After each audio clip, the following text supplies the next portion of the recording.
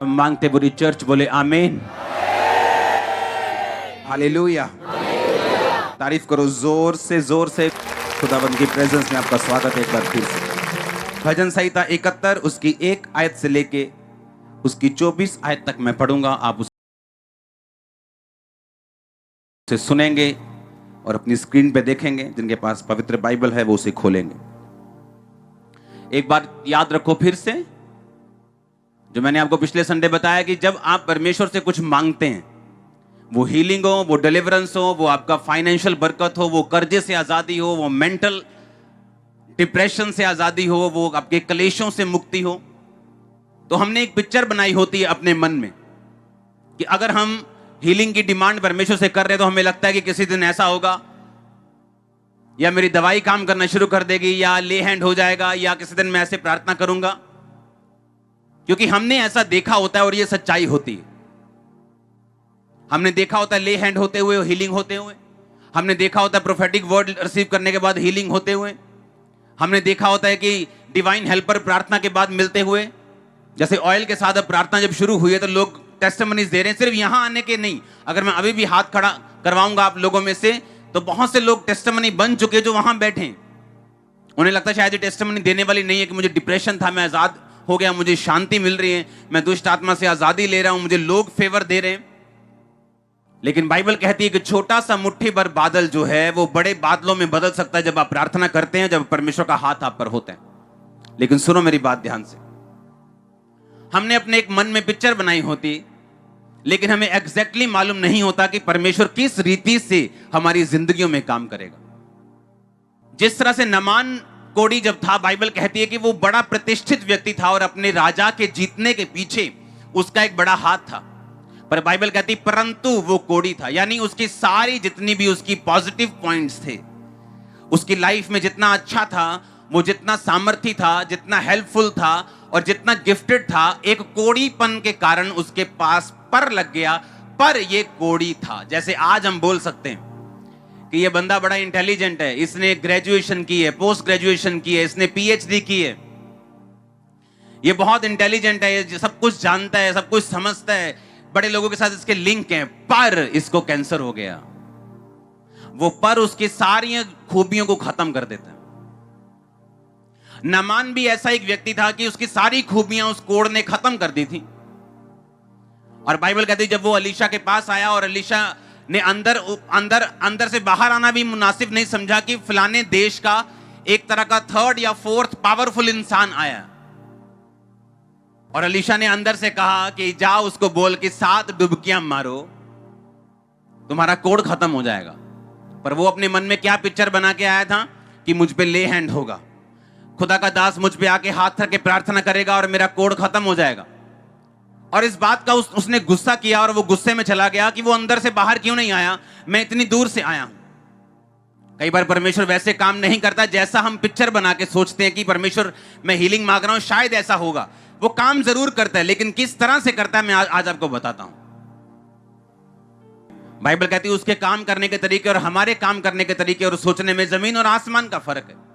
लेकिन बाइबल कहती है जब नामान कोढ़ी जा रहा था तो उसके सेवक ने कहा अगर वो आपको कोई मुश्किल काम करने को बोलता तो क्या आप नहीं करते? उसने कहा मैं करता।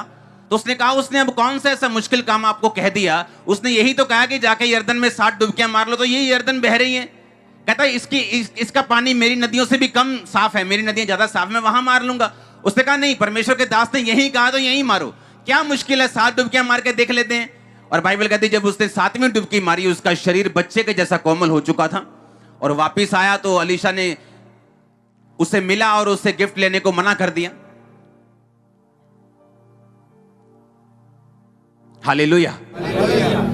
जब आप किसी अनॉइंटेड मैन ऑफ गॉड के पास आते हैं तो आप अपने एक्सपेक्टेशन से मत आइए कि आपको ऐसा होना चाहिए या ऐसा सिस्टम होना चाहिए या इस तरह होना चाहिए। परमेश्वर अपने तरीके से काम करता आया उन लोगों के साथ जिन लोगों के ऊपर उसका आत्मा रहता है और अंदर रहता है। और मुझे मालूम है कि परमेश्वर का आत्मा मेरे साथ और वो आज आपको छुड़ाने के लिए यहां पे लेके आया। और मैं आपको बताऊंगा किस तरह से परमेश्वर छुड़ाता है आपको। आमीन। क्योंकि मैं जानता हूं कि हमारी जिंदगी का एक एक स्टेप जो है वो ऑर्डेन्ड किया हुआ है, वो मसा किया हुआ है, वो निर्धारित किया गया परमेश्वर के द्वारा। मैं इसलिए आपको ये बात कह रहा हूं कि जब परमेश्वर आपकी अगुवाई करता है, आप नहीं देखते कि सामने से कितना प्रभाव आप पे पड़ रहा है। आप ये देखते हैं कि परमेश्वर का आत्मा आपसे क्या कह रहा है, और इसी में आपका और आपके लोगों का छुटकारा होता है। अगर परमेश्वर ने मुझसे दैनियल पढ़ने के लिए बोला तो वो मैं जानता हूं मेरे लिए नहीं था, वो आप लोगों के लिए था। क्योंकि अगर मैं 3 बार परमेश्वर के सामने जाता था तो रोज परमेश्वर से भेदों को लेता था, तो संडे मुझे वचन सुनाने में दिक्कत नहीं होती। आपको ऐसा लगता है हर एक बंदे को कि परमेश्वर आज मुझसे बात कर रहा है। आपको स्पीच नहीं सुनाई देगी, आपको परमेश्वर का वचन सुनाई देगा। आपको समझ आएगी कि नहीं, ये ऑर्डिनरी स्पीच नहीं है जो संडे सरमन्स में सुनाते हैं, ये परमेश्वर का वर्ड है जो मसीह के साथ मुझे टच कर रहा है। और आप छुड़ाने वाले, आप छुड़ाए जाने वाले आज यीशु मसीह का नाम, और आप छुड़ाए जाने वाले और छुड़ाने वाले भी बनने वाले हैं। अब आपको ये दिमाग से निकालना होगा कि एक पिक्चर को कि परमेश्वर ऐसे काम करे। अगर मैंने इसी बार वीजा अप्लाई किया तो अभी वीजा आना चाहिए, क्योंकि आपने अपने मन में पिक्चर बना ली कि परमेश्वर आपकी प्रार्थना का उत्तर किस तरह से आपको देने वाला है। इसमें कोई शक नहीं, वो आपको उत्तर देने वाला है, लेकिन वो किस तरह से देने वाला है ये चीज अपने मन से निकाल दो। हालेलुया। बाइबल कहती है जब नामान कोढ़ी वहां से निकला और शुद्ध हुआ और उसने अलीशा का जाके थैंक्स किया, तब उसे मालूम हुआ कि जो परमेश्वर के लोग हैं, जो मसा पाए हुए लोग हैं, वो उस हिसाब से नहीं चलते जिस हिसाब से हम चाहते हैं। वो उस हिसाब से चलते जिस हिसाब से परमेश्वर का आत्मा उन्हें चलाना चाहता है। भजन संहिता 71 उसकी 1 आयत में लिखा, हे यहोवा मैं तेरा शरणागत हूं, मेरी आशा कभी टूटने ना पाए। तू तो धर्मी है, मुझे छुड़ा और मेरा उद्धार कर और मेरी ओर कान लगा। मैं आपको बताना चाहता हूं ये दाऊद ने लिखा है, और दाऊद हमेशा भजनों को, प्रार्थनाओं को अपने क्वायर मास्टर के पास भेजता था, और वो उन भजनों को, उस प्रार्थना को गाकर परमेश्वर के सामने करते थे।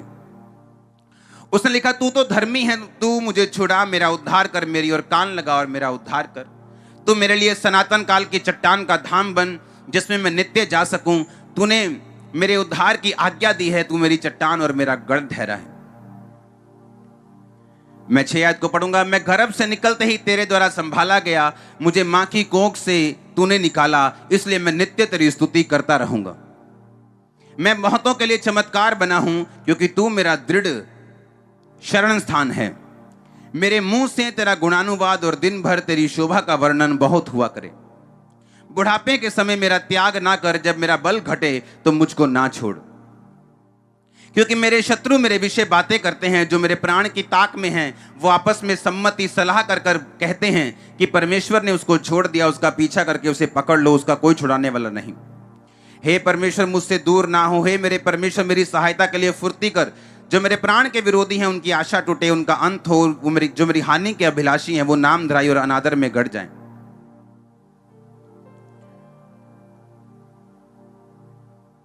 अब मैं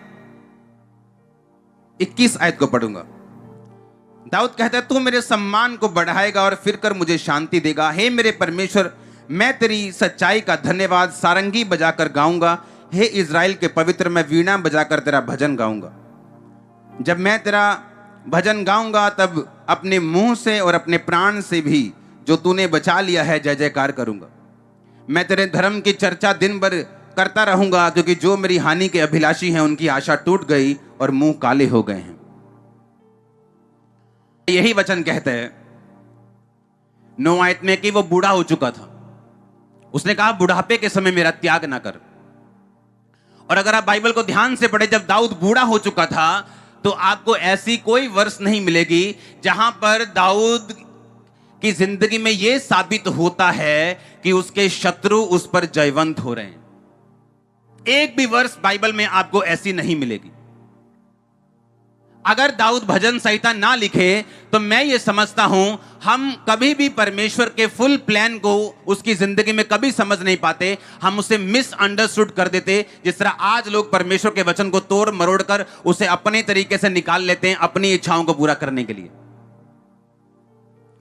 दाऊद ने कहा, बुढ़ापे के समय मेरा त्याग ना कर। और उसने कहा, शत्रु मेरे विषय बातें करते हैं और मुझे मारना चाहते हैं, मेरे प्राण के विरोधी हैं। लेकिन अगर आप पहला शमूएल, दूसरा शमूएल, इतिहास पहला, दूसरा इतिहास राजाओं पढ़ें जहां पर सब राजाओं के बारे में जिक्र है, और इन्हीं के बीच में दाऊद का जिक्र है। जब पहला शमूएल 16-17 से आप इसको पढ़ते हैं तो जैसे दाऊद की जिंदगी बढ़ती जाती है, वो अपनी जिंदगी में, बाइबल कहती है, हर एक लड़ाई को जीता। और अगर आप उन अध्यायों को पढ़ें, पहला शमूएल और दूसरा शमूएल, आपको यह नजर नहीं आएगा कि अपने बुढ़ापे के टाइम दाऊद किसी भी तरह की विपत्ति में था, क्योंकि बाइबल ऐसा कहती है कि वो अपनी हर लड़ाई को जीता। इतिहासकार बताते हैं कि उसने 60 से 70, 66 तकरीबन लड़ाइयां लड़ी और वो 66 लड़ाइयों को जीता। जब भी उसने पाप किया बैतशबा के साथ, तभी उसकी जिंदगी में पारिवारिक कलेश पैदा हुआ। उसकी बेटी मारी गई, फिर उसके बेटे मारे गए, उसके घर में तलवार चली। जो उसने दूसरे की जिंदगी में बोया था वो उसकी अपनी जिंदगी में हुआ। दूसरे की पत्नी ले ली, उसकी अपनी बेटी के साथ रेप हुआ। और बाइबल कहती जब उसने दूसरे के पति को मार दिया, उसके अपने घराने को मौत का सामना करना पड़ा, क्योंकि परमेश्वर ने कहा कोई तुझे छूने भी ना पाता अगर तू ये पाप ना करता तो। लेकिन उसके बाद जब दाऊद उस समय जवान था, उसके साथ जब दाऊद अधेड़ हुआ, जब दाऊद बूढ़ा हुआ, तो बाइबल में कहीं भी ऐसा नहीं लिखा कि दाऊद की जिंदगी में कोई ऐसा ट्रबल आया हो जिसने उसको हरा दिया हो। लेकिन भजन संहिता ऐसा कहती है कि दाऊद उस समय जब अपने बुढ़ापे में था तो भी उसके शत्रु उसको नाश करना चाहते थे, तो भी उसको लड़ना चाहते थे, उसको मारना चाहते थे, और वो उससे ज्यादा ताकतवर थे। लेकिन इतिहास ये बताता है कि एक भी शत्रु उससे जीत नहीं पाया। कारण बता क्या था? कारण था भजन संहिता 71। ये कारण था दाऊद का कभी ना हारने का। पता क्या कारण था? दाऊद जब अपनी जिंदगी में मजबूत था, जब एक देश लड़ाइयां लड़ता है, जब वो एक लड़ाई जीत जाता है, दूसरी लड़ाई जीत जाता है, तीसरी, चौथी, पांचवी, अगर एक देश 10 लड़ाइयां लगातार जीत जाए, मैं आपको सच कहता हूं, मैं आपको लिख के देता हूं, वो देश घमंडी हो जाएगा। उसको मालूम होगा मैं अपनी पावर से जीता हूं, मेरे पास परमाणु हथियार है, मेरे पास मिसाइल है, मेरे पास एंटी मिसाइल सिस्टम है, मेरे पास टैंक सबसे अच्छे हैं, तोपें सबसे अच्छी हैं, मैं 10 लड़ाइयां जीत चुका हूं, अब मैं अपने पावर के, अपनी ताकत के बल पे सब देश को जीत लूंगा।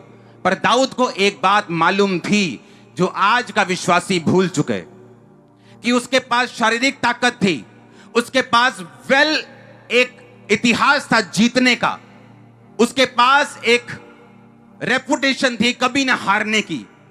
बावजूद इसके वो हमेशा पहले प्रार्थना में जाता था, प्रार्थना में जीतता था, और फिर असली में जाके जीत लेता था।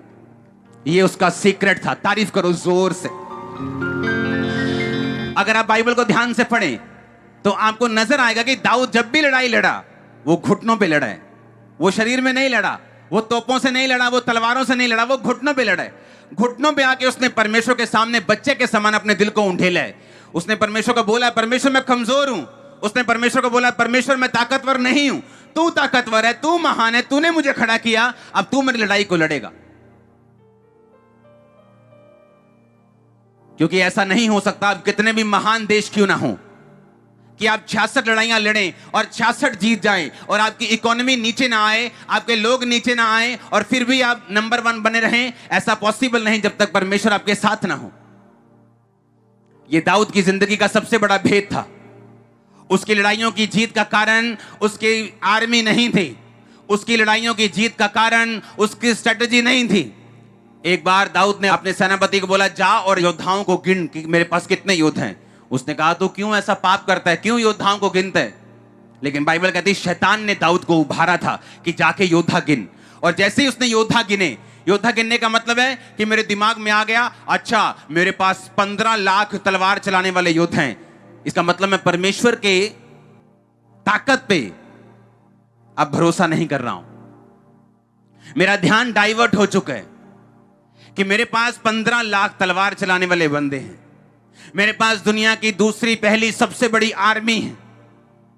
और परमेश्वर ने इस बात का गुस्सा किया और दाऊद को बोला, मैं तुझे सजा दूंगा इस बात के लिए कि तूने योद्धाओं को गिना। जब लोगों ने राजा मांगा कि शमूएल से कि हमें भी राजा चाहिए, जैसे अन्य जातियों के पास राजा और वो उनकी अगुवाई करता है, शमूएल गुस्सा हुआ। परमेश्वर ने कहा, तू जैसे गुस्सा हुआ मैं भी इनके साथ गुस्सा हूं, क्योंकि इन्होंने तुझको नहीं मुझको निकम्मा जाना है कि मैं इनका राजा ना रहूं। परमेश्वर ये एक्सपेक्ट करता है, वो ये चाहता है कि क्रिश्चियन लोगों की ताकत वो अपनी प्रार्थना को और परमेश्वर को समझें, ना कि अपनी गैदरिंग को, ना कि अपने वरदानों को, ना कि अपने पैसों को, ना कि अपनी चीजों को। मैं लोगों को बोलता आया हूं ये बात कि चाहे ये सबसे बड़ी चर्च है नॉर्थ इंडिया में और हमारी गैदरिंग, लेकिन कभी भी मैं अपनी जीत को गैदरिंग नहीं मानता हूं। मैं परमेश्वर को जीत मानता हूं। और मैंने आपको बोला है कि गैदरिंग काम नहीं करती, पैसा काम नहीं करता, पहुंच काम नहीं करती, सब चीजें फेल हो जाती, लेकिन परमेश्वर कभी फेल हुआ ना था, ना होगा, ना है। ओ आपका आमीन छोटा है। नहीं तो जिनके पास लाखों लोग होते हैं, जिनको सुनने वाले लाखों होते हैं, वो अपनी गैदरिंग पे घमंड करते हैं कि हमारे पास इतनी गैदरिंग है, कुछ भी हम सोच लेंगे, कुछ भी कर देंगे। नो, मैं बिना बताए अगर गुरदासपुर जाता हूं, आप इमेजिन नहीं कर सकते मेरा निकलना कितना मुश्किल होता है वहां से। रोड पर मैंने देखा है लोगों को, बिना बताए मैं जाता हूं, रोड के ऊपर गाड़ियां लगाकर खड़े हैं गुरदासपुर रोड के ऊपर, और मुझे बाय कर रहे हैं, और मैं देख रहा हूं ये क्या कर रहे हैं लोग, कितने मेरी बात को समझ रहे हैं। लेकिन हमारी ताकत कौन है? हमारी ताकत कौन है? दाऊद को यह सीक्रेट मालूम था कि मेरी ताकत मेरी आर्मी नहीं, मेरी ताकत मेरी स्ट्रेटजी, मेरा दिमाग, मेरी प्लानिंग नहीं, मेरी ताकत मेरी प्रार्थना का जीवन है, मेरा परमेश्वर का संबंध जो मैं परमेश्वर के साथ रखूंगा, वो मेरी ताकत है। इसलिए लास्ट आयत में उसने लिखा, मैं तेरे धर्म की चर्चा दिन भर करता रहूंगा, क्योंकि जो मेरे हानि के अभिलाषी थे उनकी आशा टूट गई और मुंह काले हो गए हैं। सुनो मेरी बात, ये उसने रिजल्ट लिखा इस प्रार्थना का, ये इस प्रार्थना का रिजल्ट था। जब उसने अपने भजनकार को ये गीत बताया होगा लिखने के लिए, तो उसने अपना पास बताया, पिछला जीवन, कि मान लो 2020 में क्या हो रहा था, कि ऐसा हुआ, ऐसा हुआ, ऐसा हुआ, ऐसा हुआ, और उसके बाद उनके मुंह काले हुए, यानी वो शर्मिंदा हुए, उनकी आशा टूट गई। दाऊद की जीत का सीक्रेट उसकी प्रेयर लाइफ थी। शाऊल और दाऊद में क्या फर्क था? आपको कौन सा पाप भारी लगता है कि परमेश्वर ने कहा जाओ और सामने के देश में जाओ और सब कुछ खत्म कर देना, पेड़ पौधे सब कुछ, जानवर भी खत्म कर देना, और शाऊल ने जानवर नहीं मारे। आपको यह पाप बड़ा लगता है कि किसी की पत्नी को हथिया लेना और उसके पति को मरवा देना, कि यह पाप बड़ा लगता है? कौन सा पाप बड़ा है? दूसरे वाला पाप बड़ा है कि नहीं बड़ा? हां, लेकिन बाइबल कहती है वो दूसरे वाला पाप परमेश्वर ने उसको सजा दी, लेकिन फिर माफ कर दिया, क्योंकि माफी का मतलब यह नहीं कि उसका असर, पाप का कॉन्सिक्वेंसेस आपकी लाइफ में नहीं आएगा, वो आएगा ही आएगा। प्रभु माफ कर देगा, अगला जीवन जीने के लिए आप फिर से बना सकते हैं, लेकिन उस पाप का असर आपको मालूम है कि दाऊद की जिंदगी में हुआ। पर शाऊल, बाइबल कहती है, रिजेक्ट कर दिया गया और परमेश्वर ने उसे त्याग दिया और दाऊद को उसकी जगह राजा बना दिया। लेकिन पाप अगर आप देखें इन आंखों से तो शाऊल का छोटा था, दाऊद का बड़ा था, लेकिन त्यागा कौन गया? शाऊल। कारण क्या था? कि पाप होने के बाद जब शमूएल नबी शाऊल के पास आता है और कहता है तुझसे पाप हुआ, तूने यहोवा की आज्ञा को तुच्छ जाना, जो मैंने तुझे दी तूने माना नहीं, अब परमेश्वर तुझे राजा होने के लिए तुच्छ जानते हैं। और उसने पता क्या कहा? उसने माफी नहीं मांगी परमेश्वर से। उसने कहा ऐसा कर, ठीक है जो तू कह रहा है, पर नीचे मेरे साथ चल। पहाड़ पे था वो, नीचे मेरे साथ चल, ताकि जब लोग मुझे देखें तो तेरे साथ देखें, ऐसा ना लगे कि हां कि तू मुझसे अलग हो गया। उस नबी ने कहा, देखो शाऊल ने यह नहीं कहा कि मैं प्रभु से माफी मांगता हूं। तौबा करने के लिए अपने कमरे में नहीं गया। पुराने नियम के राजाओं की तरह उसने अपने राजकीय वस्त्र उतार के टाट पहन के तौबा नहीं की। यह सोचता रहा लोग क्या सोचेंगे, लोग क्या कहेंगे, लोगों के दिल में मेरी रेपुटेशन ना कम हो जाए, मेरे साथ चल। पर उसे परमेश्वर की कोई भी परवाह नहीं थी। आज लोगों को जब चोरी इसलिए नहीं कर रहे, वो देख रहे हैं, सीसीटीवी लगा हुआ है। उन्हें परमेश्वर की परवाह नहीं है कि परमेश्वर मेरे विषय में क्या सोचेगा। वे विचार इसलिए नहीं कर रहे क्योंकि थप्पड़ भारी है, कि इधर इधर मत देखो, चर्च में निकाल दिए जाओगे, थप्पड़ भारी है, इसलिए वे विचार नहीं कर रहे। इसलिए नहीं कर रहे कि परमेश्वर हमें देख रहा है। यही फर्क है। ऐसे लोग थोड़े समय तक क्रिश्चियन होते हैं और बाद में फिर उसी जगह पे, उसी कीचड़ में, उसी गंद में, उसी जगह पहुंच जाते हैं। लेकिन दाऊद को जब पाप हुआ, दाऊद ने कहा मैंने पाप किया, और बाइबल कहती है उसने भजन संहिता अगर 51 पढ़े, उसने परमेश्वर से प्रार्थना की है, माफी की, हलीम किया, अपने आप को तौबा की परमेश्वर के सामने, अपनी लाइफ को क्लीन किया, रीडेडिकेट किया, फिर से समर्पित किया परमेश्वर को, और बाइबल कहती है वो बचाया गया। एक क्रिश्चियन व्यक्ति की लाइफ में सबसे इंपॉर्टेंट चीज प्रेयर लाइफ है। अगर आपकी प्रेयर लाइफ नहीं है, आप जितने मर्जी ऊंचे हों, जितने मर्जी मजबूत हों, वो मजबूती किसी काम की नहीं। हालेलुया, जोर से बोलो हालेलुया। मैं 73 भजन संहिता उसकी 12 आयत को पढ़ूंगा, आप सिर्फ सुनेंगे। देखो ये दुष्ट लोग हैं जो सदा आराम से रहकर धन संपत्ति बटोरते रहते हैं। निश्चय मैंने अपने हृदय को व्यर्थ शुद्ध किया और अपने हाथों को निर्दोषता में धोया है। क्योंकि मैं दिन भर मार खाता आया, प्रति भोर को मेरी ताड़ना होती आई है। यदि मैंने कहा होता मैं ऐसा ही कहूंगा, तो देख मैं तेरी संतान के साथ क्रूरता का व्यवहार करता। 19 आयत में लिखा, आहा वो क्षण भर में कैसे उजड़ गए, वो मिट गए, वो घबराते घबराते नष्ट हो गए हैं। जैसे जागने हारा स्वप्न को तुच्छ जानता है, वैसे ही हे प्रभु जब तू उठेगा तब उनको छाया सा समझकर तुच्छ जानेगा। दाऊद की आदत थी अपने दिल की बातों को क्लियरली और बड़े साफ साफ शब्दों को परमेश्वर के साथ करने की। यहां पर दाऊद इस भजन में लिखता है कि जब मैं ऐसे लोगों को देखता हूं जो तुझको नहीं मानते, पर मैं क्या देखता हूं, बड़े आराम से वो रहते हैं, उनको कोई दुख नहीं है, उनको कोई बीमारी नहीं है, वो बड़े ब्याजों पर ऐसे काम करते हैं, गलत काम भी करते हैं और धन संपत्ति बटोरते रहते हैं और उनको कुछ नहीं होता। और जब मैं उनको देखता हूं मुझे ऐसा लगता है मैं क्यों पवित्रताई में चल रहा हूं, मैंने अपने हाथों को निर्दोषता के जल से क्यों धोया, मैं ऐसा क्यों नहीं कर रहा जैसा वो लोग कर रहे हैं। उनको कौन सा कुछ हो रहा है, उनको कौन सा प्रॉब्लम हो रही है। अब याद रखो, शैतान आपकी प्रार्थना के जीवन को खत्म करने के लिए आपको अविश्वास में लेके जाएगा। अविश्वास में जब आप जाएंगे, कैसे जाएंगे अविश्वास में, आप देखेंगे आप पवित्रताई में चल रहे हैं, आप प्रार्थना कर रहे हैं, लेकिन एक ऐसा व्यक्ति जो सामने पवित्रताई में नहीं है, प्रार्थना में नहीं है, वो आपसे ज्यादा ब्लेस हो रहे हैं। आपको लगता है मैं प्रार्थना में क्यों हूं, मैं पवित्रताई में क्यों हूं। मैंने ऐसे सेवकों को देखा है बिना पवित्रताई के चलते, परमेश्वर से वरदान पा लिया, उसके बाद दे दे, और लोगों ने बोलना, मेरे अपने आसपास के लोगों ने बोलना कि हम पवित्रताई में चलने वाले लोग हैं, लेकिन ये लोग जो पवित्रताई में नहीं, ये कैसे बढ़ सकते हैं। और एक दिन एक न्यूज आई कि सब कुछ उसका खत्म हो गया, फिनिश हो गया, और परमेश्वर ने पूरा नीचे गिरा दिया, फैमिली फिनिश हो गई। कहता जैसे जागने हारा उठता है और स्वप्न को तुच्छ जानता है, कहता तू जब उठेगा तो उनको तुच्छ जानेगा। तूने उनको फिसलने वाले स्थान में रखा हुआ है, वो घबराते घबराते नष्ट हो गए। उसने कहा, दाऊद ने कहा, वो प्रार्थना में था इस बात को लेके कि प्रभु मेरा विश्वास मजबूत नहीं हो रहा, कि वो लोग पवित्रताई में नहीं, प्रार्थना में नहीं, लेकिन वो लोग बढ़ रहे हैं और ये बात मुझे परेशान कर रही है, मेरे विश्वास की जिंदगी को कमजोर कर रही है। और वो परमेश्वर के सामने उसकी प्रार्थना में रहता था और उसकी प्रेजेंस में रहता था।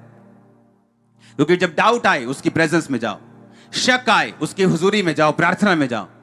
जब आप कमजोर हैं, जब आप डर में हैं, उसकी प्रार्थना में जाओ। मजबूत हैं तो भी प्रार्थना में जाओ।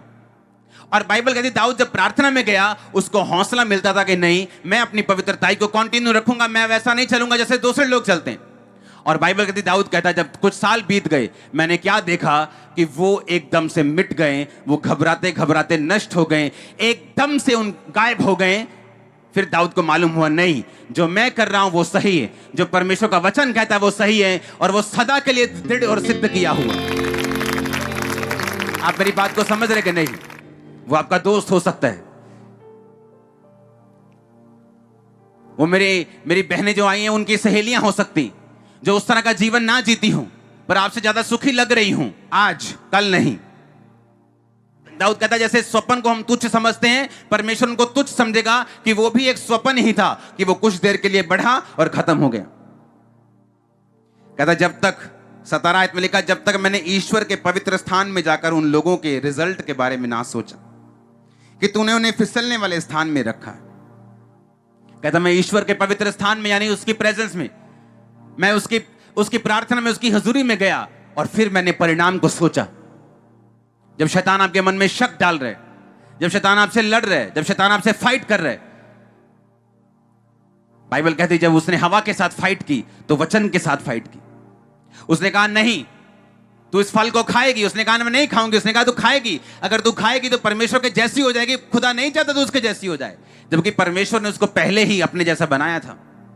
जब भी शैतान आपके साथ लड़ता है वो वचन से लड़ता है कि नहीं नहीं कोई प्रॉब्लम नहीं है ये व्यभिचार की, और थोड़ी बहुत चोरी कमीशन की कोई प्रॉब्लम नहीं, ये भी तेरा बिजनेस है, नहीं नहीं थोड़ा बहुत ये कर ले कोई प्रॉब्लम नहीं। आज भी शैतान वचन को ट्विस्ट करता है ताकि किसी तरह से आपको आपकी पोजीशन से हटाकर दूर कर दे, और उसके बाद आपकी प्रार्थना की कोई काम की नहीं, वो व्यर्थ है, आपका बोया व्यर्थ है, आपकी बाइबल रीडिंग व्यर्थ है। आप नाम के क्रिश्चियन हो सकते हैं, आप बिशप के बेटे हो सकते हैं, प्रेरित के बेटे हो सकते हैं, लेकिन आपका कोई काम नहीं आपकी जिंदगी में, आप फेल हो चुके हैं, आप प्रभु से दूर हो चुके हैं। उसने कहा जब तक मैंने ईश्वर के पवित्र स्थान में जाकर उनके परिणाम को नहीं सोचा, अभी तो सिर्फ सोचा है उसने। और बाइबल कहती है आने वाले दिनों में ऐसा ही हुआ जिनके बारे में वो डहा कर रहा था कि मैंने अपना हाथ निर्दोषता के जल में ऐसे ही धो लिया, ये दो लोग तो ऐसे ही बढ़ रहे हैं। कहता जब मैंने उन्हें देखा उनके स्थान पर वो नहीं थे, वो उजड़ चुके थे, वो घबराते घबराते नष्ट हो चुके थे। कई बार आप टीवी पे देखते हैं वाह वाह वाह मैं भी ऐसा क्यों ना होता, मेरे भी इतने मिलियन फॉलोअर्स होते, मेरी भी बॉडी होती, मैं भी फलाने शो में जाता, और जब मालूम होता है कि एक ही झटके में डेथ हो गई फिर बोलते नहीं नहीं नहीं अब ठीक हूं, मैं जहां हूं वहीं ठीक हूं, यहीं ठीक हूं मैं। हालेलुया। कितने मेरी बात को समझ रहे हैं? परमेश्वर ने कहा वो तुम्हें अनंत जीवन देता है, कि हमारा वो जीवन यहीं पे नहीं वहां भी है, लेकिन लोगों का जीवन वहां नहीं है, उनका स्वर्ग की ओर नहीं, उनका नरक की ओर जीवन है। दाऊद कहता जब तक मैंने परिणाम को नहीं सोचा। कैसे? प्रेयर में। पाप किया तो कहां गया? प्रेयर में। शक आया तो कहां गया? प्रेयर में। फाइट थी, दुश्मन हावी हो रहे थे, कहां गया? प्रेयर में। लड़ रहा था और जीत रहा था और हर एक लड़ाई को जीत रहा था, कहां गया? प्रेयर में। आप कहां जाएंगे? जब बच्चे सताएं तो कहां जाएंगे? जब शरीर सताए तो कहां जाएंगे? जब दुश्मन सताए तो कहां जाएंगे? आप प्रेयर में जाएंगे। अगर आप पहले उठकर एमएलए के पास जाएंगे तो आप नीचा खाएंगे, लेकिन अगर पहले प्रेयर में चले जाएंगे उसके बाद किसी और के पास जाएंगे तो वो भी आपकी मदद करेगा। परमेश्वर हमारे से ये एक्सपेक्ट करते हैं कि हम अपनी जिंदगी में हर एक चीज, हम अपनी लाइफ में हर एक चीज के लिए सर्वप्रथम परमेश्वर को रखें। वो चाहता हम जीतते हो तो हम प्रार्थना करते हो, हम डरते हो तो भी प्रार्थना में हो, हम शक में हो तो भी प्रार्थना में हो, हम दुख में हो तो भी प्रार्थना में हो, हम सुख में हो तो भी प्रार्थना में हो। प्रेरितों के काम उसका 12 अध्याय उसकी 1 आयत से लेके मैं पढ़ूंगा कुछ आयतों को। उस समय हेरोदेस राजा ने कलीसिया के कई व्यक्तियों को सताने के लिए उन पर हाथ डाले और उसने यूहन्ना के भाई याकूब को तलवार से मरवा दिया। जब उसने देखा कि यहूदी लोग इससे आनंदित होते हैं तो उसने पतरस को भी पकड़ लिया, और ये दिन अख़मीरी रोटी के दिन थे। उसने उसको पकड़कर बंदी गृह में डाला और 4-4 सिपाहियों के 4 पहरों यानी 16 सिपाहियों के बीच में रखा, और इस विचार से कि फसह के बाद उसे लोगों के सामने लाएं। बंदी गृह में पतरस बंद था, परंतु कलीसिया उसके लिए लौ लगाकर परमेश्वर से प्रार्थना कर रही थी। याकूब एक पॉलिटिकल मर्डर का शिकार बन गया। वो मर्डर नहीं था, वो पॉलिटिकल मर्डर था। जब उसने देखा कि मैं अगर चेलों को मारता हूं तो कुछ खास यहूदी लोग मेरी वोट जो परसेंटेज है वो खुश हो रही है, बाइबल कहती, उसने पतरस को भी पकड़ लिया। जब यीशु मसीह चेलों के साथ रहते थे तो बाइबल कहती है कि चेलों को तब समझ नहीं आती थी कि ये ऐसा क्यों कर रहा है, ये ऐसा क्यों कर रहा है। उनको लगता था पता नहीं किस दिन यीशु मसीह ने कह देना है, अच्छा हो गए 2 लाख बंदे, चलो चक्को भी तलवारा चलिए पर ते रोमी साम्राज्य ਨੂੰ ਲਾਈਏ ਥੱਲੇ ਤੇ मैं तेरा राजा तू ही मेरे मंत्री। उनको लगता है शायद इसलिए हम 12 लोगों को चुना है कि हम मंत्री हैं परमेश्वर के। और उन चेलों की माँ भी कई बार आती थी कि प्रभु जब तू अपने राज्य में जाए तो एक को गृह मंत्री बनाना और एक को फाइनेंस मंत्री बना देना। परमेश्वर ने कहा तुझे नहीं मालूम तू क्या मांगती, मैं तो उस क्रूज पे चढ़ने वाला हूं जहां इधर और उधर मेरे डाकू होंगे। मैं तो उस राज्य की स्थापना कर रहा हूं जो आत्मिक है। लेकिन उनको मालूम नहीं था। बाइबल कहती है जब यीशु मसीह चमत्कार कर रहे थे, हीलिंग कर रहे थे, डिलीवरेंस कर रहे थे, तो कई बार यीशु मसीह को मालूम होता था कि कुछ पॉलिटिकल लोग उससे मिलने के लिए आ रहे हैं, उसे फंसाने के लिए। और बाइबल कहती है यीशु मसीह प्रार्थना के लिए जाते थे, और कई बार यीशु मसीह को लोग पकड़ लेते थे, और तब भी यीशु मसीह उनके बीच से आराम से निकल जाते। कोई उनको पकड़ने की हिम्मत नहीं रखता था। बाइबल कहती है यीशु मसीह का समय तब तक नहीं आया था। कलीसिया को यह बात मालूम तो थी, पर एक्यूरेटली मालूम नहीं थी कि यीशु मसीह क्यों प्रार्थना करने के लिए जाते। कई बार रात भर प्रार्थना की, नीचे आए तो बहुत सारे चेले थे। यीशु मसीह ने प्रार्थना के बाद 12 को चुन लिया, तू आजा, तू आजा, तू तू तू तू तू, और 12 चेले चुने। प्रार्थना करने के बाद, सारी रात प्रार्थना करने के बाद, क्रूज पे चढ़ने से पहले सारी रात प्रार्थना की, चेले चुनने से पहले सारी रात प्रार्थना की, हीलिंग के बाद कई बार सारी रात प्रार्थना की, हीलिंग से पहले कई बार सारी रात प्रार्थना की। हर अच्छा काम और एक खुदा का काम करने से पहले, भारी काम करने से पहले सारी रात प्रार्थना की। और हर रोज भी बाइबल कहती है वो भोर को दिन निकलने से बहुत पहले, यानी 2:30 बजे 3 बजे रात को प्रार्थना के लिए चले जाते थे। अब ये बात उनको मालूम तो थी, प्रार्थना के लिए जाते थे, पर यह बात नहीं मालूम थी कारण क्या था। अब कलीसिया को समझ आया कारण। उन्हें मालूम था कि यीशु मसीह हर टाइम दुश्मनों के बीच में रहे हैं, और किसी में इतनी हिम्मत नहीं थी कि उनको टच कर दे, क्योंकि यीशु मसीह कहते थे कि जब मेरा समय आएगा ये मुझे नहीं पकड़ेंगे, मैं अपने आप को इनके हवाले करूंगा, मारा जाऊंगा, और तीसरे दिन मुर्दों में से जी उठूंगा, और फिर तुम्हारे बीच में रहूंगा। ये लोग बोलते हैं इनका ईश्वर खुद तो बचा नहीं सका अपने आप को। अरे मूर्खो, पहले पूरी बाइबल तो पढ़ लो। बाइबल कहती है उसने अपने आप को उनके हाथों में दिया और तीसरे दिन वही जी उठा। अरे वो तो बोलो, जी उठा। अब चेलों को समझ आई कि क्यों यीशु मसीह प्रार्थना करने के लिए जाते थे, क्यों यीशु मसीह प्रार्थना के लिए। उनको समझ आई कि यीशु मसीह की प्रोटेक्शन का राज जो था वो प्रेयर था, क्योंकि यीशु मसीह के आसपास हर वक्त सदूकी, फरीसी, पॉलिटिकल लोग रहते थे, कोई उन्हें टच नहीं कर पाता था। और बाइबल कहती है उनको समझ आई कि हमारे जीवन में कमी है, हमारे पास पावर है, हमारे पास गिफ्ट है, हमारे पास होली स्पिरिट भी है, लेकिन इनके बावजूद भी ये श्योर नहीं है कि शैतान हम पे अटैक नहीं करेगा। हमें परमेश्वर की प्रेजेंस में लगातार जाना पड़ेगा। तब उनको समझ आई, और बाइबल कहती 5 आयत में कि उन्होंने लॉ लगाकर पतरस के लिए प्रार्थना करनी शुरू कर दी। और बाइबल कहती जब लॉ लगाकर प्रार्थना की, हेरोदेस उन लोगों के सामने पतरस को लाने को था, तो पतरस जंजीरों से बंधा हुआ सिपाहियों के बीच में सो रहा था, और पहरुए द्वार पर रखवाली कर रहे थे। देखो स्वर्गदूत आ खड़ा हुआ, प्रभु के स्वर्गदूत ने उस कोठरी से में ज्योति चमकाई, और उसने पतरस की पसली पर हाथ मारकर उससे कहा, और उसे जगाया, और उससे कहा उठ जल्दी कर, और उसके हाथों से वो जंजीरें खुलकर गिर पड़ी। स्वर्गदूत ने उससे कहा कमर बांध और अपने जूते पहन, और उसने वैसा ही किया, और उसने कहा अपना वस्त्र पहनकर मेरे पीछे हो ले।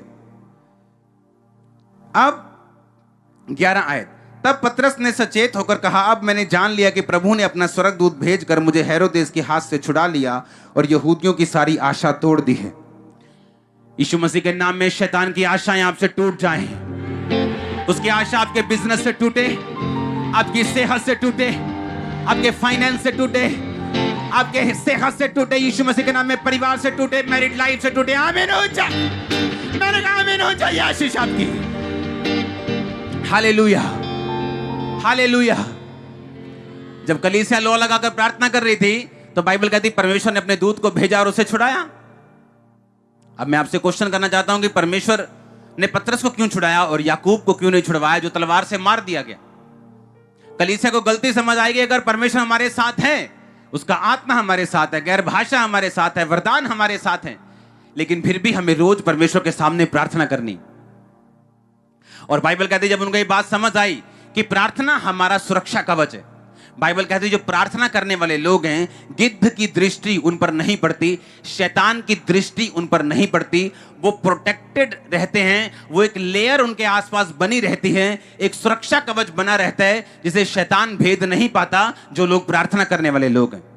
अब इमेजिन करो कि क्यों बंदों के ऊपर ज्यादा दुष्ट आत्माओं के अटैक होते हैं। जरूरी नहीं जो लोग खेलते हैं उन्हीं पे दुष्ट आत्माएं, 90% लोग जिनके अंदर दुष्ट आत्माएं वो खेलते नहीं है, सिर्फ 10% लोग हैं बंदों के अंदर। क्यों? क्योंकि वो सोचते हैं मेरी घरवाली प्रार्थना कर रही है, ठीक है, घरवाली तो प्रार्थना कर रही है, उसके पास सुरक्षा कवच होगा, और उसकी प्रार्थना थोड़ा बहुत तुम्हारे पास भी रहेगा, लेकिन तुम्हें भी प्रार्थना की जरूरत है खुदा की अगुवाई के लिए। तुम्हें मालूम नहीं आज कहां जाने, तुम्हें मालूम नहीं कि किधर जाना है, तुम्हें मालूम नहीं कि क्या करना है, कौन सी चीज में कौन सा डिसीजन लेना है, वो कैसे मालूम होगा? जब हम परमेश्वर के सामने रोज प्रार्थना में जाएंगे। मेरे पास टाइम नहीं, दाऊद के जैसा आप नहीं है। वो राजा था, बड़ा राजा, दुनिया में उसका नाम था। बाइबल कहती 7 बार स्तुति करता था, रोज परमेश्वर के सामने जाता था। दानियल बड़े पद पे था, अगर आज का उसकी कंपेयर करें तो गृह मंत्री का टाइप इतने बड़े पद पे था, लेकिन बाइबल कहती 3 बार परमेश्वर के सामने जाकर घुटनों पर आकर प्रार्थना और धन्यवाद करता था। आज क्यों कलीसियाओं में, आज क्यों आपके परिवारों में कंफ्यूजन है? क्यों आपको समझ नहीं आती? क्यों लड़ाई झगड़ा रहता है? क्यों सिस्टम नहीं बनता? कारण प्रार्थना की कमी है, बहुत बड़ा कारण। चाहे आप मजबूत हैं, आपको प्रार्थना करनी पड़ेगी। आप कमजोर हैं, प्रार्थना करनी पड़ेगी। शक में है, प्रार्थना करनी पड़ेगी। डर में है, प्रार्थना करनी पड़ेगी। कोई पाप में है, उसे भी प्रार्थना करनी पड़ेगी। प्रार्थना किए बगैर आप नहीं रह सकते। इसलिए परमेश्वर ने कहा जब तू प्रार्थना करे। उसने ये नहीं कहा अगर तू प्रार्थना करे, उसने कहा जब तू प्रार्थना करे। का मतलब कि प्रार्थना करना जरूरी है, बहुत ज्यादा जरूरी है। उसने ये नहीं कहा अगर तू प्रार्थना करे, उसने कहा जब तू प्रार्थना करे। कलीसिया को गलती समझ आई, पतरस के लिए प्रार्थना करनी शुरू की। परमेश्वर ने अपने दूतों को भेजा और उनको छुड़ा लिया। और बाइबल कहती सब हैरान हुए, चकित हुए। 16 आयत में लिखा परंतु पतरस खटखटाता रहा, क्योंकि जब पतरस वापिस घर में गया तो खटखटा रहा था कि मैं आ गया हूं, और कोई यकीन नहीं कर रहा था। उन्हें लगा बाहर कोई स्वर्गदूत है। और जब उन्होंने खिड़की खोली तो उसे देखकर चकित रह गए। प्रार्थना आपको हैरान करती है, चकित करती है आपको। प्रार्थना वो रास्तों को खोलती, प्रार्थना फेवर देती है आपको, सही रास्ता दिखाती है आपको। आपसे परमेश्वर चाहे बात ना भी करे कान में, लेकिन आपके पांव एकदम से वैसे ही उसी स्थान पर जाना शुरू कर देंगे जिस स्थान पर परमेश्वर चाहता है वो जाएं। अब सोच लो, अगर प्रार्थना आप नहीं करते तो सोच लो कितना बड़ा एक हिस्सा आप मिस कर रहे हैं अपनी लाइफ में। अगर आपकी लाइफ में प्रेयर नहीं है तो आप इमेजिन कर लो कि मेरे हिसाब से आप कंप्लीट क्रिश्चियन भी नहीं, अगर सिर्फ आपकी लाइफ में प्रेयर नहीं है तो। दाऊद का ध्यान से पढ़ना, जो बेडरूम में वो प्रार्थना करता था वो उसने लिखी है। ये उसका सीक्रेट था, प्रभु के सामने अपने दिल को उंडेल देना, अपने डर को खुल के बताना और प्रभु को बताना कि मेरा भरोसा तुझ पे है, अपनी सेना पे नहीं। मेरी प्रार्थना की आप जीतने पाए। मेरी प्रार्थना आपकी प्रेयर लाइफ आज से कभी सेम ना रहे। मेरी प्रार्थना खुदावंद के सामने आप रोज 3 बार 2 बार जा पाए हैं। मेरी प्रार्थना कम से कम 2.5 घंटे आप रोज उसकी हुजूरी में बिता सके और उससे ज्यादा बिता सके। मेरी प्रार्थना है खुदावंद यीशु मसीह के नाम में कि वो सब कर्ज आपकी लाइफ से इस प्रार्थना के बाद खत्म हो जाए। हर पाप की आत्मा आपकी जिंदगी को छोड़ के चली जाए। खुदावंद का फेवर आप पे आए यीशु मसीह के सामर्थी नाम में। आप जब यहां से जाएं और प्रार्थना की जिंदगी को अपनाएं, हर तरफ आपको फेवर मिले, मनुष्यों का, परमेश्वर का, सब लोगों का। हर बैड लग आपकी जिंदगी से खत्म हो यीशु मसीह के नाम में। हर एक गंदगी आपकी लाइफ से जाए, दुष्ट आत्मा आपकी लाइफ से जाए यीशु मसीह के नाम में। आमीन। ऊंचाई आशीष आपकी। जोर से तारीफ करो, जोर से।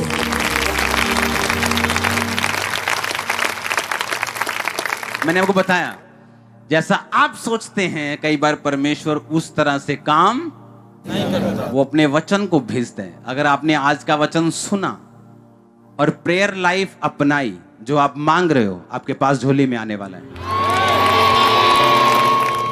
उसने कहा मांगो तो दिया।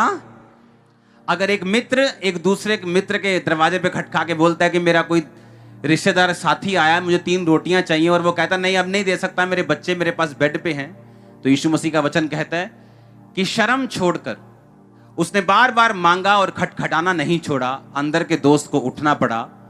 तो सोचो अगर तुम भी शर्म छोड़ दोगे और खटखटाओगे तो मैं तुम्हें वो सब दूंगा जो तुम मांग रहे हो। उसने इसलिए कहा मांगो तो तुम्हें दिया, ढूंढो तो तुम, खटखटाओ तो तुम्हारे लिए। उसने कहा मांगो। कितनी बार मांगना है? एक बार? बार बार। उसने कहा बार बार। लोग कुछ बोलते हैं एक बार मांगो, यीशु मसीह ने कई बार बार बार मांगा, कई चीजों के लिए एक बार मांगा, कई चीजों के लिए बार बार मांगा। तो इस पे कोई लॉ नहीं है कि एक बार के कितनी बार। उसने कहा एक विधवा एक पापी को सताती थी रोज कि मेरा काम कर, मेरा काम कर। पापी सोचता कि मैं ना बंदे की परवाह करता हूं, ना परमेश्वर को डरता हूं, ये विधवा मुझे बार बार सताए, इससे अच्छा मैं इसका काम कर दूं। परमेश्वर ने कहा सोचो ये अधर्मी अन्यायी क्या कहता है, मैं उनका न्याय क्यों नहीं करूंगा, मैं उनकी प्रार्थना का उत्तर क्यों नहीं दूंगा जो दिन और रात मेरे नाम की दुहाई देते हैं। इसका मतलब अपनी प्रार्थना को परमेश्वर के सामने लेके जाओ, सुबह दोपहर शाम, और फिर भूल जाओ। प्रार्थना करो, भूल जाओ, दिमाग में मत रखो, टेंशन मत लो, प्रेशर मत रखो। प्रार्थना पूरी नहीं हुई तो मैं ये कर लूंगा, फिर वो पूरी नहीं होगी। बस प्रार्थना करते जाओ, करते जाओ, करते जाओ। परमेश्वर ने कहा अगर एक अधर्मी बंदा विधवा का न्याय कर सकता है, मैं तुम्हारा न्याय क्यों कर नहीं करूंगा। मैं जल्दी तुम्हारा न्याय करने के लिए आने वाला हूं। आप करते जाएंगे प्रेयर अपने बेटे के लिए, वो नशा छोड़े, नशा छोड़े, सुबह दोपहर शाम, सुबह दोपहर शाम, हर रोज। बस एक दिन पवित्र आत्मा का एक थप्पड़ पड़ेगा और सब नशा खत्म। मैं आपको सच कह रहा हूं, आपका सबसे बड़ा मिरेकल जिसके लिए शायद आप 10 साल से प्रार्थना कर रहे हैं, आपसे सिर्फ 1 इंच दूर है। मैं आपको सच कह रहा हूं। आपको लगे कि 10 प्रकाश वर्ष दूर है, हाँ? चलो ऐसा बोल रहा हूं कि 10,000 किलोमीटर दूर है, लेकिन मैं आपसे कह रहा हूं प्रेयर मत छोड़ना, वो 1 इंच दूर है आपसे सिर्फ। और एकदम से झटका लगेगा किसी दिन और आप ब्लेस्ड होंगे यीशु मसीह के नाम।